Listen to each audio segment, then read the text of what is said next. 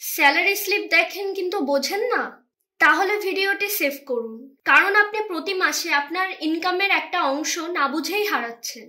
Basic salary, যেটা আপনার বেতনের মূল অংশ, পিএফ, এইচআরএ, বোনাস, সবকিছুর হিসাব এখান থেকেই হয়। হাউস রেন্ট অ্যালাওয়েন্স, আপনি ভাড়া থাকলে এর একটা অংশ ট্যাক্স ফ্রি হয়। প্রভিডেন্ট ফান্ড, যেটা আপনি এবং কোম্পানি দুজনেই দেন, এটা ভবিষ্যতে সেভিংস। প্রফেশনাল ট্যাক্স, যেটা সরকারের জন্য কাটা টাকা, কিন্তু কত কাটা হচ্ছে তা বুঝলে আপনার বাজেট করতে সুবিধা হবে। সিটিসি মানে পুরো খরচ, আপনি পুরোটা পান না।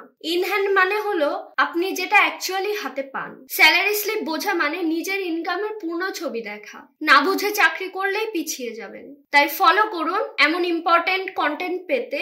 শেয়ার করুন তাদের সাথে যারা এখনো স্যালারি স্লিপ না বুঝেই খুশি। সাবস্ক্রাইব করুন যাতে পরবর্তী ভিডিও মিস না হয়। কমেন্ট করুন পরবর্তী ভিডিওতে কোন টপিক দেখতে চান।